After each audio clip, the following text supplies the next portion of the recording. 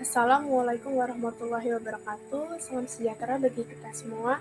Perkenalkan, nama saya Safira Auliani Saputri dengan NPM 11.22.1830 dari kelas 2EA23. Dalam video ini, saya akan membahas materi tentang data flow diagram atau biasa disebut dengan DFD. Tujuan saya membuat materi dan atau video ini untuk memenuhi tugas persyaratan mata kuliah pengantar Sistem Informasi Manajemen 2. Sebelum berlanjut lebih dalam, saya akan menjabarkan beberapa poin-poin yang ada dalam materi ini. Pertama ada pengertian, yang kedua ada fungsi, yang ketiga ada aturan utama pembuatan, yang keempat ada software atau aplikasi yang digunakan dalam DFD, yang kelima ada komponen dalam DFD, yang keenam ada tipe-tipe, yang ketujuh ada jenis-jenis, dan yang terakhir ada contoh model dari data flow diagram. Slide berikutnya akan masuk ke dalam pengertian DFD. Penggunaan DFD sebagai modeling tool dipopulerkan oleh De Macro dan Jordan dan Ginn dan Sarson pada tahun 1979 dengan menggunakan pendekatan metode analisis sistem terstruktur. DFD ini merupakan sebuah gambaran perancangan sistem yang berorientasikan pada alur data yang konsep dekomposisinya dapat digunakan untuk penggambaran analisa maupun rancangan sistem. Diagram ini menjabarkan secara lebih rinci tentang proses-proses terhadap diagram panjang. Dapat disimpulkan, pengertian data flow diagram ini merupakan sebuah input, proses, dan output. Setelah diinput, maka akan diproses menggunakan perangkat processing yang biasanya terdiri dari menghitung, membandingkan, mengurutkan, mengelompokkan, dan mencari perangkat penyimpanan. Berikutnya akan masuk ke dalam fungsi DFD. Fungsi DFD ini ada 3. Pertama ada sebagai penggambaran sistem suatu jaringan yang fungsional. Yang kedua ada pembuatan model. Yang ketiga ada menyampaikan rancangan sistem kepada pihak lain. Berikutnya ada alasan utama. Alasan utama dalam pembuatan DFD ini ada 4. Yang pertama ada jumlah input dan output, yang kedua ada hubungan data store, yang ketiga ada data store harus diproses, dan yang terakhir ada prosesi proses. Materi berikutnya akan masuk ke dalam software DFD. Software atau aplikasi yang digunakan dalam membuat data flow diagram sebagai berikut.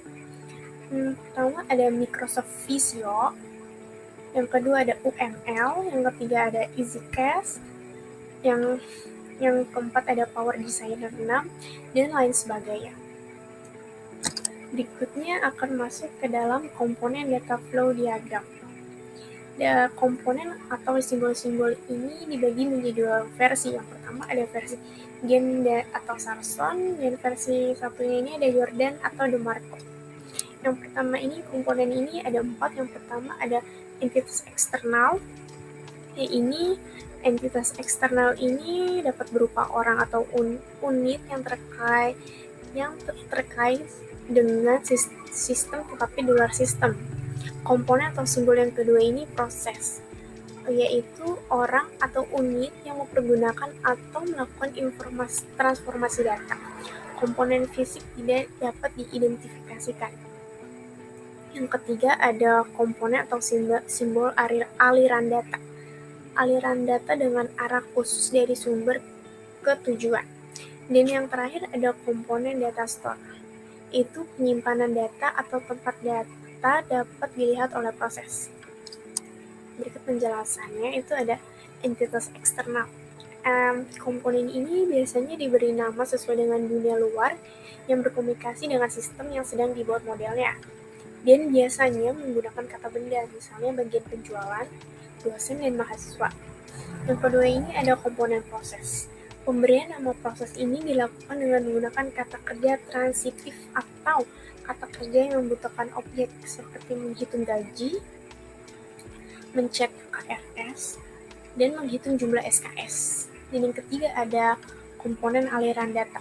Biasanya pemberian nama pada alur data ini dilakukan dengan menggunakan kata benda. Contohnya laporan penjualan. Dan yang terakhir ini ada komponen data store. Biasanya diberi nama dengan kata benda jamak, misalnya mahasiswa. Slide berikutnya akan masuk kepada Tipe-tipe data flow diagram. Tipe-tipe ini ada dua.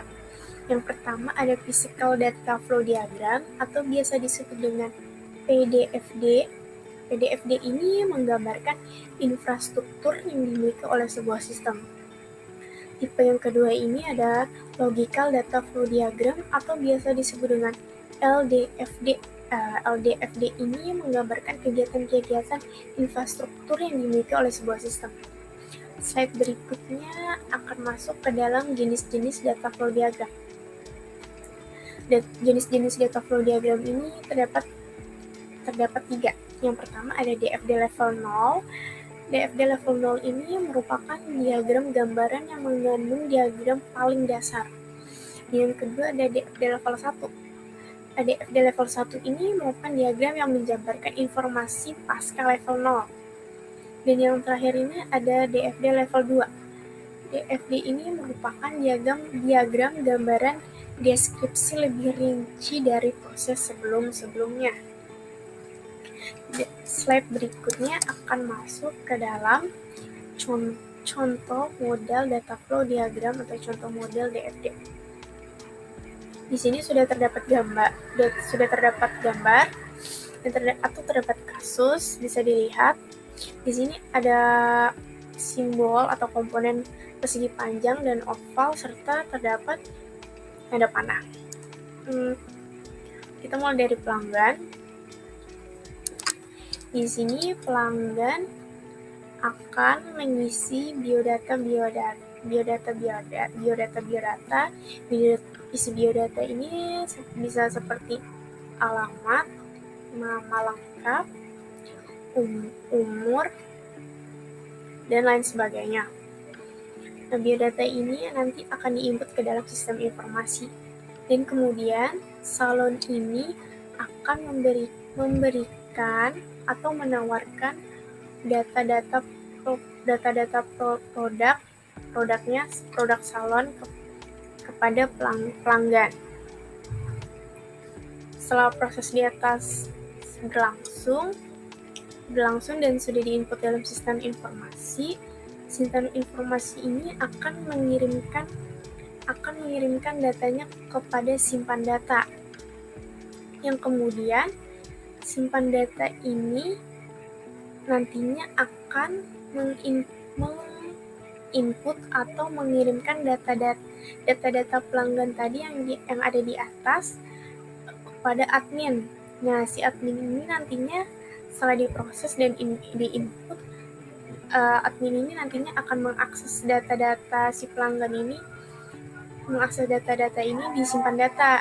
Nah, begitu sudah di ACC, simpan data ini akan dikonfirmasi kepada sistem informasi. Kemudian dengan begitu pelanggan telah di ACC oleh admin dari salonnya. Berikut penyampaian materi yang dapat saya sampaikan. Kurang lebihnya saya mohon maaf. Terima kasih. Wassalamualaikum warahmatullahi wabarakatuh.